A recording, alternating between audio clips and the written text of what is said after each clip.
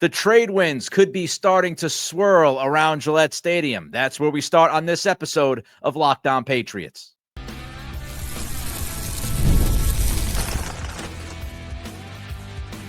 You are Locked On Patriots, your daily New England Patriots podcast. Part of the Locked On Podcast Network, your team every day. What's up, Patriots fans? I am your host, Nick Cattles, born and raised in New England, your New England Patriots expert, host of the Everything Pats podcast, co-host of the Greg Bedard Patriots podcast with Nick Cattles, and also a sports talk show host veteran. On today's episode, the Patriots are putting so much weight on culture fits, and that could be a detriment on draft night. Also, our draft superlatives for the number 4 pick, but we start with the latest draft intel and how it might lead to a first-round deal for the Pats on Thursday night. We appreciate you joining the show, making us your first listen, and for being an everydayer. The Locked On Patriots podcast is a proud partner of the Locked On Podcast Network, your team every day. The closer we get to the draft, the better the information that we get. The reason is quite simple. The closer you get to the draft, the more the hay is in the barn, as they say.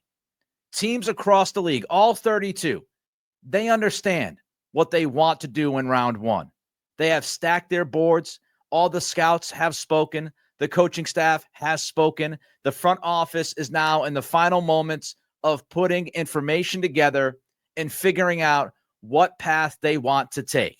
It's not to say that things can't change. Of course they can change. You get closer to picking, you don't know who's going to be there. You don't know if trades happen before you get on the clock. All of those things will unfold, and you have to be able to react and adjust accordingly. But as we get closer to Thursday night, and that first pick from the Tennessee Titans is on the clock, as we all know it's going to be Cam Ward. But as that clock begins, everything is set. The plan is set.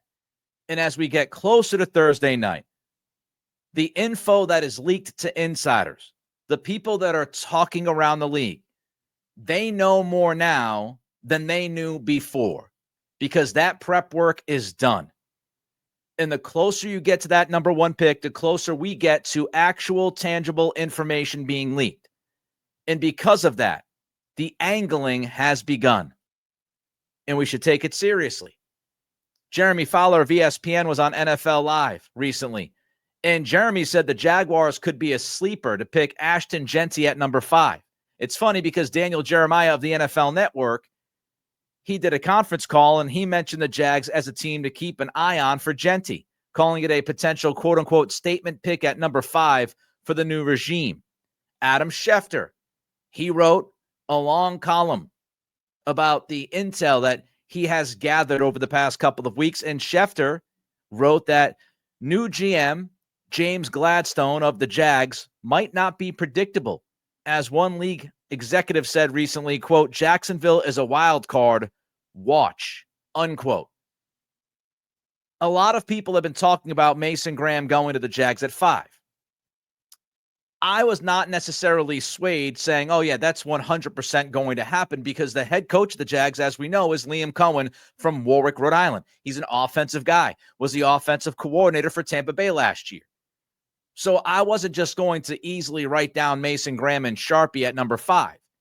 And as we get closer to the draft, there's a lot of people talking about the Jags selecting Jeanty at 5. It begs the question, number 1, who's leaking this information? Who's leaking the information that the Jags might use that 5th pick on Jeanty and not Mason Graham? We have a couple of options here, a few options. Number 1, it could be the Jags. The Jaguars could want to trade down, understanding that the Raiders and other teams could be in love with Ashton Jeanty.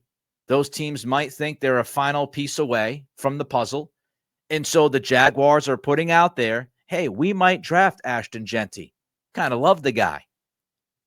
Trying to persuade teams under them to move up and give them the offer that they can't refuse. Second option here is that Jeanty himself, his representation, they are leaking the Jaguar stuff at number 5. Why would that be? Because you're trying to raise the stock of your client. Oh, you think Jeanty's going to go 6 to the Raiders?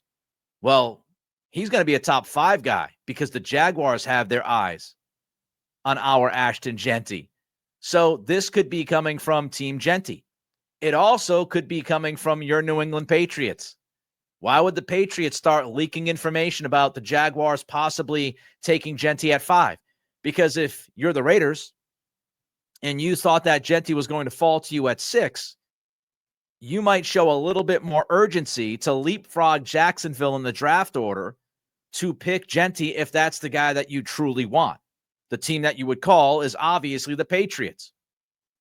Under the scenario that Cam Ward goes 1, Hunter goes 2, Carter goes 3, the Raiders are sitting there at 6. They think the Jaguars might pick Jeanty at 5, but they want Jeanty. They would have to leapfrog the Jaguars and get to you at 4 and make a deal with the Patriots. So any of those 3 make sense. The Jaguars trying to put a for sale sign up on the front lawn for their number 5 pick. It could be the Jeanty team trying to raise his stock. It could be the Patriots trying to ramp up the value of that 4th pick. I'm buying the possibility that Jeanty does go to the Jaguars at 5. He is the 3rd best player in this draft. If you don't look at positional value, you don't look at positional versatility, it's not a premium position, as we know, running back. We've talked about it. But if you were just putting the names on the board, 1, 2, 3, 4, 5, for a lot of people, including myself, Jeanty would be 3rd. Jeanty would be that guy. He'd be after Hunter and after Carter, but he would be right there at 3. So Jeanty getting picked at number 5 is not a stretch, not in the least. As I mentioned a couple of minutes ago, he could be looked at as that piece to help finish the roster out. Adam Schefter wrote about Ashton Jeanty in that same article I mentioned a few moments ago, and he wrote that there are multiple personnel people who believe the Bears are praying that Jeanty slips to them at number 10, and that makes sense. Ben Johnson, offensive mind, new head coach of Chicago. They did a lot of work in the offseason via free agency on that offensive line. They've got their offensive line figured out. They've got a couple of really good receivers, and they've got their quarterback they believe in, Caleb Williams. So why not draft Ashton Jeanty? Why not be praying that he falls to number 10 with an offensive mind like Ben Johnson with all of those weapons? And really, the 4th position in the draft isn't bad. It's really not bad because other teams are looking at the Patriots and they're saying to themselves, you have the shot at the next best guy on the board.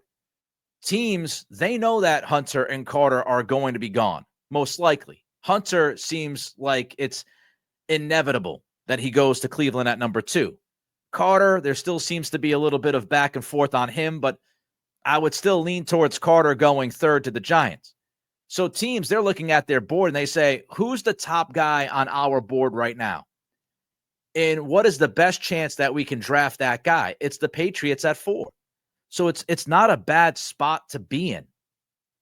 It's not a bad spot in a draft that's not necessarily elite at the top, right? You've got Hunter, you've got Carter, you've got Jeanty, and then a bunch of other guys that we've talked about. But there is a tier system to this. In everything that I read, all the scouts, the personnel executives, the insiders, they say that pick number 8 or pick number 10, depending on which insider that you read, that pick is, for all intents and purposes, the same pick that you could get at 25 to 32. Well, the Patriots are sitting there at 4. So they're nestled inside that 7-8. And so you could look at this and say to yourself, if you're a football team, there are 8 to 10 impact guys in this draft. If I can get to 4, I guarantee my shot at the impact guy that I want, that is at the top of my board. I find it still to this day, to this moment, that a trade is unlikely for the Patriots, but I don't think it's crazy to believe that the Jaguars are legitimately interested in Ashton Jeanty. The Raiders or some other team might want to jump up like Chicago and leapfrog Jacksonville at 5 to land their guy Jeanty, the 3rd best player on the board. All right, it sounds like Mike Vrabel has fallen in love with 2 prospects, and that might just be a problem. That's next as we continue with today's episode of Locked On Patriots, part of the Locked On Podcast Network, your team every day. There is nothing like the atmosphere of an NBA playoff game. Every bucket, every defensive stop, every moment feels huge. It's electric in the arena. And with Game Time, you can be part of it without the stress of last-minute ticket hunting. Game Time makes it fast and easy to get playoff tickets, even when demand is sky high. We know it's tough to get into a Celtics game. It's even tougher to get into a Celtics playoff game. But prices on the Game Time app actually go down as tip-off gets closer, and their last-minute deals can save you up to 60%. Here's why you should use Game Time. Priority last-minute deals again save up to 60%, and the all-in pricing means no surprise fees at checkout. What you see is what you pay. Take the guesswork out of buying tickets with Game Time. Download the Game Time app, create an account, and use code LOCKEDONNFL for $20 off your first purchase. Terms apply. Again, create an account, redeem code LOCKEDONNFL, Locked On NFL for $20 off. Download Game Time today. Last minute tickets, lowest price guaranteed. Mike Vrabel is putting a big time value on character and the culture fit and the maturity of a player. We've talked about it the last couple of weeks. It's near the top of the charts for Vrabel, what is important to him regarding these prospects that he has been evaluating over the past couple of months. Character, culture, maturity. But is that the driving force at number 4? Is that what is leading the dance, so to speak, with the top pick for the Patriots coming up on Thursday night? And I asked that question because Burt Breer at SI wrote this recently regarding the 4th pick and Will Campbell. Here's what Breer wrote. Mike Vrabel has spent a ton of time one-on-one with Campbell, and Campbell knocked his 30 visit in March out of the park. If it's not Campbell, Georgia hybrid linebacker edge Jalen Walker is another quote-unquote program guy who'd be a solid fit for the remade Patriots. So there's Burt telling us the Patriots, they've spent a ton of time with Campbell. Mike Vrabel has spent a ton of one-on-one time with Will Campbell. And he mentions how Campbell knocked that 30 visit out of the park. So a great interview. He won you over with his character, his personality. Then Burt jumps to Jalen Walker and says that the Georgia hybrid is another program guy who'd be a solid fit for the remade Patriots, a program guy. You say that about somebody who's going to be a culture fit. Then we have Mike Reese at ESPN writing a column on Sunday. And he made not one but 2 mentions of Walker in his column. Here's what Mike wrote. The first time, could Georgia linebacker pass rusher Jalen Walker be a wild card selection at number 4? Reese writes, versatile Walker affects the opposing quarterback, 34 pressures in 2024, while also earning high marks from scouts for his leadership. A trait Vrabel naturally values. We go back to the leadership. We go back to the culture. We go back to the character. The second time that Mike Reese mentions Jalen Walker in his Sunday column is as follows. Tuesday, Vrabel acknowledged the team has assessed how prospects will handle lofty expectations. An AFC scout said he wouldn't have any concerns with Campbell or Walker. Character, culture, maturity. I'm not here to tell you that character doesn't matter. Of course it matters. I'm not here to tell you that culture and the fit doesn't. Of course it does. Of course it matters. Maturity absolutely matters when you draft somebody at number 4. It is part of the equation. It's part of the evaluation that you go through. But character cannot and should not overwhelm the talent evaluation of the player you're looking at. The only time that character should overwhelm the talent evaluation is if the character is so bad, the red flags are so troubling that there's no way you want to touch that guy, that you've got information that is so bad that you just say thanks, but no thanks. Whether it's a criminal background or he's just a bad guy, if there is terrible allegations that are swirling around the player, those kinds of character concerns I get.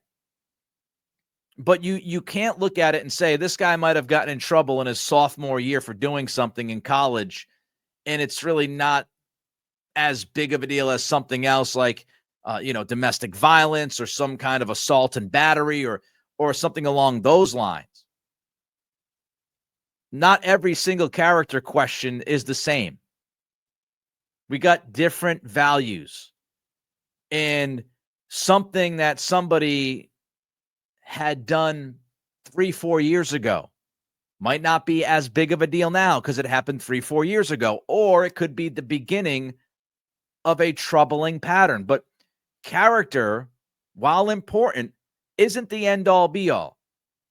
And I do think when you look at some of these things that have been written, some of the things that have been said about Mike Vrabel and what he's looking for from his players, it's all understandable. And I agree with most of what has been said or written and what Vrabel's looking for from his players. But there is a concern, not a panic. There is a concern that Vrabel, if he falls in love with a Will Campbell, that he ends up picking the guy, picking the person, and not necessarily the player, which begs the question of how much of a czar is Mike Vrabel. It seems to me that Mike Vrabel is running this program. He has a ton of power within those walls at Gillette. But how much is he going to utilize that power? How open is he to listening to other people in the front office? What are those conversations like? They're going to tell us that everything is great. They're going to tell us that they respect each other. They appreciate what each person brings to the table, whether it's Elliott Wolf or Matt Groh. I know I said the name. Don't freak out. But whether it's Elliott Wolf or Groh or Highsmith or Cowden, everybody's going to be throwing bouquets at each other. That's how this works publicly. But when you sit down on draft night and you're having these kinds of conversations, and Vrabel is weighing the pros and the cons of who they might want to take at 4, and he's looking at Will Campbell, for example, and he says, I love the guy. I love the guy. Great leadership. Somebody else says, yeah, but he's not a tackle, Mike, or we don't believe that he's talented enough to justify using the 4th pick in the draft on him. Does Mike take that information and does he truly listen to it, absorb it, and contemplate what others are saying? Or does he just fall in love with the guy and says, character, culture, maturity, good football player, I'm taking him at 4. He might not have the ceiling of other people that we could take at 4, but I love the guy. Is he doing that? It's a concern. Now, inevitably, I trust Vrabel. Inevitably, I believe that Vrabel is going to pick the player at number 4 for the right reasons. Vrabel himself has said, you can't win the games that we want to win. You can't play at the level that we want to play at eventually. You cannot reach that level with a bunch of Boy Scouts, with a bunch of good guys. He knows that. He's been in locker rooms. He understands that sometimes you got to take some risk. But is he willing to take that risk at 4? That's what we don't know. He's never truly had his grasp on a front office like he has right now. He has not had the kind of control within the organization that he has right now with the Patriots. And so this is the first time around, and we'll see. I trust Vrabel will pick the right player for the right reasons at number 4, but I'm not guaranteeing it. And I certainly leave the door open for that concern of Vrabel picking the person instead of the player and being more concerned with the character, culture fit, and maturity at number 4 than he might be looking at the talent. As far as Jalen Walker goes, it's safe to say there's some legit smoke. I think many of us believe that Will Campbell is going to be the pick at 4 if the Patriots stay, that they'll stick and pick, and Campbell will be the guy. But Mike Reese is not just throwing out Jalen Walker's name twice in his Sunday column unless he's hearing from somebody in that building that Jalen Walker is a legitimate possibility at number 4. And Burt Breer is not throwing out his name just to throw out his name. It seems like right now, a couple of days before the draft, that at the number 4 pick, it is a 2-horse race. It's Campbell or it's Jalen Walker. Now, I think, and I would imagine that most of you think after reading what we've read, hearing what we've heard, seeing what we've seen, that Campbell's going to be the guy. But there's a lot being said about Jalen Walker week of the draft. And remember how we started this pod, talking about how the information that is leaking right now is much more serious than the information that might have been leaked 2, 3, 4, 5, 6 weeks ago. This is when we start to get a gauge, a feel as to what a team might really do on draft night. And Walker, Mike Reese is no joke. Mike Reese is as good as it gets. And if he's throwing Walker's name out there twice the week of the draft, that tells me he's at least in the running. Let's have some fun. Let's have some fun and give you our draft superlatives at number 4. That's coming up as we continue with today's episode of Locked On Patriots, part of the Locked On Podcast Network, your team every day. Did you know your Fire TV is also an Xbox? Turn any TV into your gaming and entertainment hub with Fire TV Stick 4K devices. No console required. Just grab your paired controller, subscribe or sign in to Xbox Game Pass Ultimate with EA Play included, and you're ready to play. Dive into hundreds of premium titles from EA Sports College Football 25 to Call of Duty Black Ops 6 and Avowed as easily as you stream your favorite shows. It's gaming made simple, and it's all on your Fire TV. We are talking about endless entertainment, my friends. With 4K streaming, watch more than 1.5 million movies and TV episodes from your favorite subscribed services like Netflix, Prime Video, Disney, Max, and more. Head to Amazon.com/Fire TV Lockdown to get started. Xbox Game Pass Ultimate subscription and compatible controller is required. Available on select devices, including Fire TV Stick 4, 2nd Gen, Fire TV Stick 4K Max, 1st and 2nd Gen, and Fire TV Cube, 3rd Gen. Just a couple of nights, the Pats could change their ceiling as a football team with the number 4 pick. You pick the right guy, and that guy has the kind of impact that a number 4 pick can have. You could change the ceiling of your team in 2025. So let's look at some superlatives. Let's have some fun. Let's look at the 4th pick, and I give you 3 superlatives. Let's start here. The biggest risk-reward player. Who do you think it is? Who would be your biggest risk-reward player at number 4? My guy is Tet McMillan. The risk is simple. The risk is something that we've actually seen play out with our eyes on this football team in prior years. Tet McMillan is not a super speedy athletic freak when it comes to shooting down the field. He doesn't have that top-notch speed, somewhere in the mid to high 4.5s running the 40. That could be an issue. That is certainly a risk. Tet McMillan also does not always get separation. And how many times have we talked about separation, the lack thereof that these Patriots receivers can get play in and play out? It's been a major problem over the past several years. Wide receivers not getting separation, forcing quarterbacks to throw the football into tight windows, making mistakes, turning the football over.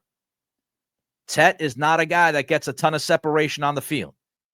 So there is a legitimate risk that Tet McMillan will end up as the 4th pick, a flop. Not ever getting the kind of production that you want to get from a top 5 pick at that premium position. But here's the reward. This is why it's the risk reward, the biggest risk reward at 4 for me. Tet does have the potential to be an alpha wide receiver 1, big-bodied ex-receiver on the outside, somebody that can take a game over, somebody who is, while not speed demon athleticism down the field, is athletic. He can jump up and he can get it.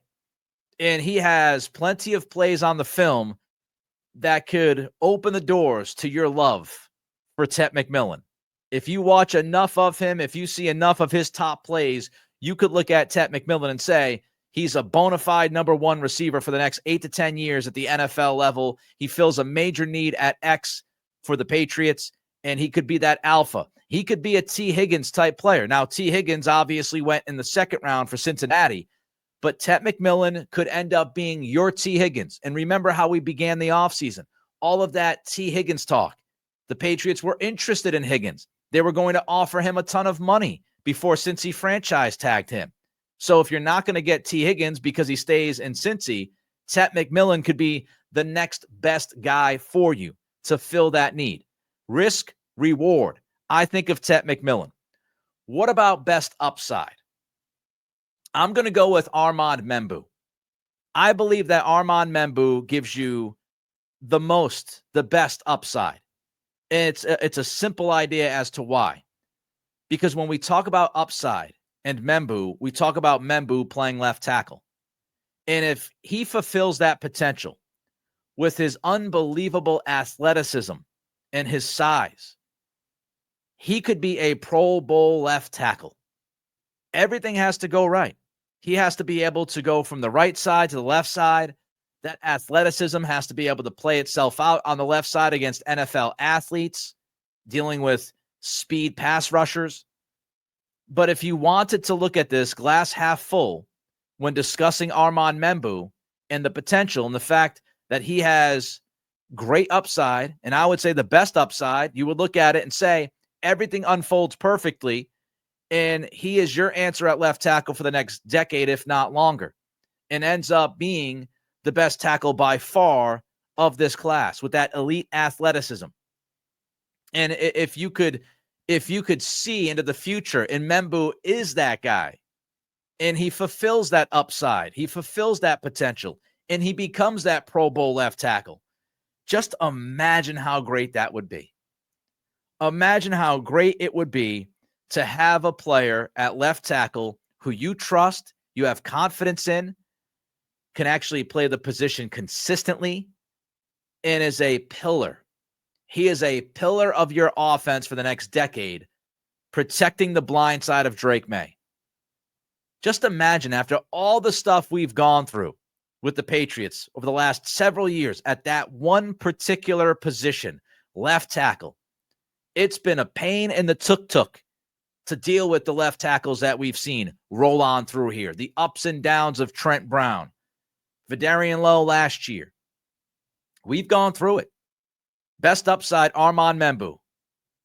If he fulfills that, you draft him at 4. He becomes that Pro Bowl left tackle. No more left tackle headache until 2036, hopefully. What about safest? Who is the safest pick at number 4? I'm going to go with Will Campbell. Now, you could argue this and say, well, if you draft Campbell and he ends up not being a left tackle, then he wasn't the safest pick at number 4 because that's a top 5 pick. This is how I look at it. Campbell is the safest pick because worst case scenario, Will Campbell is going to be a top-notch Pro Bowl, maybe even if you read enough people and you listen to enough people that know these things, they will tell you Will Campbell could be an all-pro guard at the NFL level. So if the worst case scenario is getting an all-pro level talent, that's not bad, is it? Worst case scenario, you got to push Will Campbell into guard year 2, year 3. He ends up being an all-pro, and you have an all-pro left tackle. Nope, all-pro left guard, rather, for 8, 9, 10, 11 years. That's the worst case scenario I see with Campbell. It's very difficult for me to believe that Campbell will just be an absolute flop, a huge swing and miss. Now, he might not be that left tackle. You might draft him at left tackle. You might be convicted of that idea, believing that he is going to be that guy. You're committed to playing him at left tackle, but eventually year 2, year 3, he ends up being a guard. But it's tough for me to envision Campbell being a flop with his ability, his athleticism, his level of play in the SEC, his maturity, his football IQ. Very difficult to imagine him being a complete swing and miss and not being a cornerstone of this team for the next 10 years. Now, the best case, he's an above-average left tackle, and he is a leader for your football team. So, biggest risk reward, I got Tet McMillan. Best upside, Armand Membu. Safest pick, Will Campbell, because of that worst-case scenario not being too bad at all. That wraps up this edition of Locked On Patriots. On tomorrow's show, we'll talk about an overlooked prospect on the offensive line. Let me know your thoughts on today's topics. Reach out to me on Twitter at Nick C Radio. You can follow me as well And don't forget to throw a comment in on the YouTube channel. Thank you for making Locked On Patriots your first listen today. For your second listen, check out the Locked On NFL Draft with Damian Parson and Keith Sanchez. Get the latest draft rankings, rumors, and news as we get closer and closer to draft night. You can also check out the Locked On Mock Draft episode that has been recently released. Find both programs on YouTube or wherever you listen to podcasts. Have a fantastic day, and I'll talk to you tomorrow.